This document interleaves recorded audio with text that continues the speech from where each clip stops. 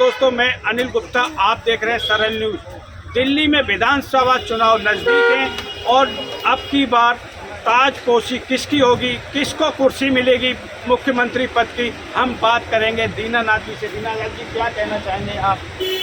देखिए, दिल्ली इलेक्शन है सर, इस समय कांग्रेस जो है कि किस तरीके से दिल्ली में यात्रा कर रही है, वो कहीं ना कहीं लेकर के आप देखिए कि कांग्रेस की बढ़त है और अरविंद केजरीवाल की जितनी पूरी नाकामी है उसका जिस तरीके से दिल्ली न्याय यात्रा द्वारा कांग्रेस उजागर कर रही है वो कहीं ना कहीं जनता के समझ में भी आ रही है। और अरविंद केजरीवाल ने दिल्ली के साथ जो धोखा किया है, दिल्ली वासी भी उसे पूरा समझ चुके हैं। हर बार ऐसा नहीं होता था, सांसदीय चुनाव जो थी वो बीजेपी को मिल जाती थी और विधानसभा लोग दे देते थे केजरीवाल को, लेकिन अब जो है जनता पूरी समझ चुकी है और जनता किसी भी कीमत पर जनता जो है केजरीवाल को चुनने वाली नहीं। अब रही बात कि यहाँ किसकी ताजपोशी होगी, भारतीय जनता पार्टी भी लगातार मेहनत में है, लेकिन भारतीय जनता पार्टी में अब देखना है कि वो सीएम का चेहरा किसको बनाते हैं। जब तक क्योंकि अरविंद केजरीवाल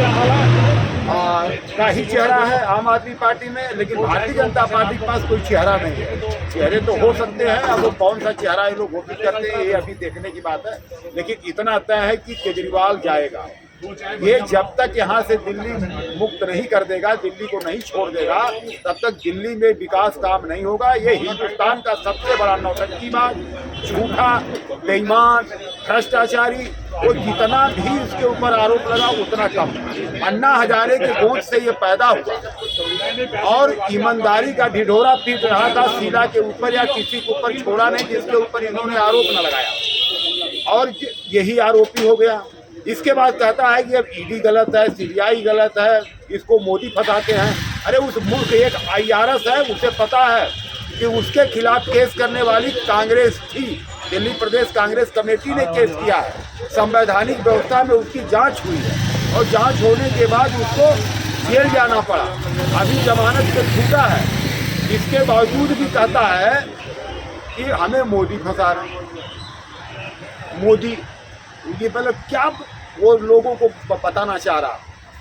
अगर उसके समझ में आता है कि अब कह रहा है कि या तो मोदी साथ में जेल में जेल वालों को न जाने दें, तो क्यों नहीं जाने दें? ये आदमी जब चोरी कर रहा है तो इसे जेल में क्यों नहीं जाना चाहिए? ये इन्होंने कन्हैया का समर्थन किया, तो कन्हैया ने जेलू के अंदर बोला कि इंशाअल्लाह भारत माँ तेरे टुकड़े होंगे। उसकी फाइल इसी के पास थी, अरविंद केजरीवाल के पास। इस नालायक ने उसको भी पास नहीं किया कि उनके ऊपर केस चले। जो राष्ट्र के पास जो राष्ट्रद्रोह कर रहे हैं उनके भी साथ है, ये धारा 370 के साथ है, 35A के साथ है। फारूक अब्दुल्ला की बात करता है, ये रोहिंग्याओं की बात करता है, और फिर वहाँ से आएगा हनुमान मंदिर पे दर्शन करता है। इसको शर्म नहीं आती?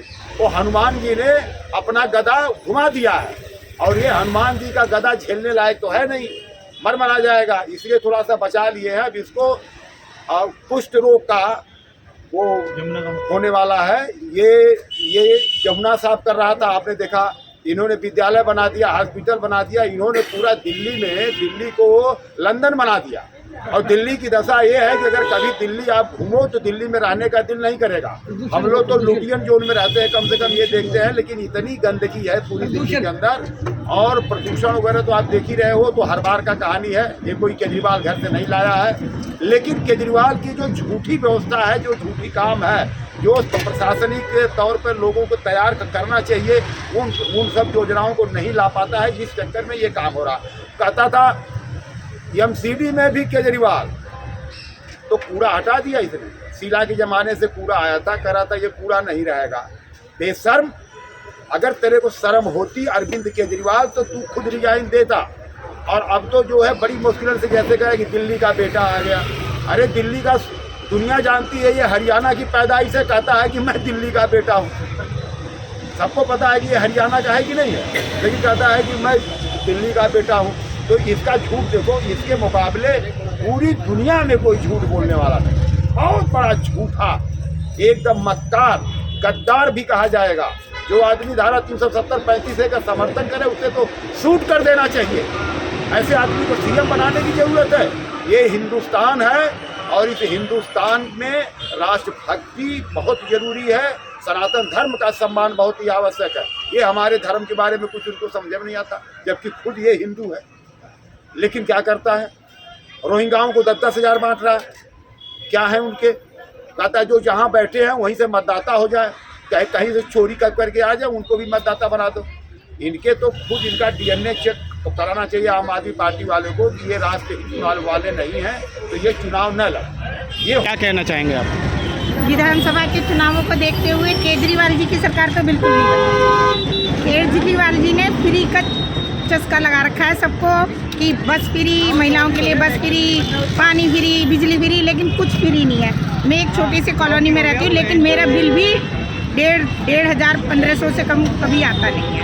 जो नॉर्मल होता है, एक कूलर चलता है, एक पंखा चलता है और फ्रिज चलता है, उसके अलावा कुछ नहीं चलता है। दूसरी बात, केजरीवाल जी ने बोला कि सारी चीज़ें फ्री, उसके साथ उन्होंने एक मोहल्ला क्लिनिक बना दिया। मोहल्ला क्लिनिक में जाओ तो कुछ नहीं होता, कुछ मोहल्ला क्लिनिक बंद है जहाँ पे बकरी, सूअर ये चीज़ें घूमते रहते हैं। कुछ हैं वहाँ जाओ तो आपको अगर एक टेस्ट करवाना है तो उसके लिए आपको 15 दिन चक्कर काटने पड़ेंगे। एक मोहल्ला क्लिनिक में सिर्फ 6 टेस्ट लेते हैं, जिसके साथ उन्हें आधार कार्ड भी चाहिए। उसके साथ फॉर्मेलिटी इतनी कर देते हैं कि बंदा टेस्ट करवाने के लिए, डॉक्टर ने अगर अर्जेंट टेस्ट लिख दिया तो उसके लिए वो 15 दिन पहले चक्कर काटेगा, फिर भी टेस्ट नहीं होता, हार के उसे प्राइवेट टेस्ट करवाना पड़ेगा। शिक्षा का मॉडल सिर्फ उन्होंने बिल्डिंग सही करी है। मैं 15 साल के करीब PTM मेंबर रही हुई हूँ दिल्ली सरकार में, और आजकल उन्होंने SMC बना रखी है। SMC में मैंने 8 साल काटे हैं, लेकिन पैसा तो देते हैं वो, लेकिन पैसा सारा केजरीवाल जी के हाथ में है। टीचर के हाथ में कोई पैसा नहीं है, SMC के हाथ में कोई पैसा नहीं है, सिर्फ बिल SMC के हाथ में है। बिल SMC को एक लॉलीपॉप दे रखा है कि बिल आपने पास करवाने हैं, लेकिन SMC के हाथ में कुछ नहीं होता। केजरीवाल जी जिस कॉन्ट्रैक्टर को भेजते हैं स्कूल में, उसी को कॉन्ट्रैक्ट दिया जाता है, उसी को पेमेंट दी जाती है, और बाकी किसी की कोई राय नहीं मानी जाती। सिर्फ बिल्डिंग अच्छी है, शिक्षा, टीचरें कम है, कोई सुविधाएं नहीं। आज विधानसभा चुनाव को लेकर अब की बार क्या कहना चाहते हैं, किसकी सरकार बनेगी? देखो, अब की बार तो हम लोग चाहते हैं कि बदलाव हो, क्योंकि दिल्ली में जो विकास होना था वो आम आदमी पार्टी ने कोई विकास नहीं किया। विकास के नाम पर आए दिन झूठ फैलाया है, लोगों को झूठे वादे किए हैं, आज तक कोई भी वादा उनका पूरा नहीं है। इसलिए हम लोग अब की बार भारतीय जनता पार्टी को लाना चाहते हैं, और भारतीय जनता पार्टी अब बहुमत में आ रही है, और इस बार BJP का परचम लहराएगा दिल्ली में भी, क्योंकि दिल्ली से ही सरकार चलती है, तो दिल्ली में BJP की ही सरकार रहेगी। आम आदमी पार्टी जड़ से उखेड़ दी जाएगी, क्योंकि कोई भी वादा आज तक पूरा नहीं करा आम आदमी पार्टी ने, और अपने वादे पे कभी खरी नहीं उतरी। लोग कहते हैं बिजली के बिल माफ़ कर दिए, बिजली के बिल इतने आ रहे हैं कि लोग इतने परेशान हैं हद से ज़्यादा, कि पानी फ्री आ रहा, पानी सब ऐसा आ रहा है कि वो खुद भी नहीं पीता होगा। 20-20 रुपए की बोतल लेके पानी पीना पड़ रहा है। दिल्ली की इतनी बुरी स्थिति हो गई है, आप देख सकते हो, कहीं चले जाओ, कूड़े के जो पहाड़ है, क्या ये ख़त्म करा देंगे? ख़त्म तो दूर की बात, उसको 4 गुना और बढ़ा दिया गया। कूड़े के पहाड़ ख़त्म नहीं हुए आज तक। अब दिल्ली के अंदर BJP की सरकार जब आएगी तभी इसका निदान होगा, इससे पहले कोई निदान नहीं है। इस बार विधानसभा BJP 100% आएगी, क्योंकि केजरीवाल जो है ना, भ्रष्ट की पार्टी है। अन्ना हजारे को धोखा दिया और पूरे दिल्ली जनता को धोखा दे रहा है, और अब नहीं दे पाएगा। इस बार सत्ता बिल्कुल पलट जाएगी उसकी। झाड़ू था ना, इस बार सर्फ से धो के एकदम बिल्कुल दिल्ली से बाहर कर देंगे, गाजियाबाद जाकर रहेगा। BJP आएगी, वहीं जाएगा। ये किला जो बना लिया ना 50 करोड़ का, ये सरकारी रह जाएगी। जो BJP के ईमानदार नेता आएगा, CM बन के वो रहेगा और दिल्ली का विकास करेगा। बिल्कुल भ्रष्टाचार किया है, कोई स्कूल नहीं है। ठीक।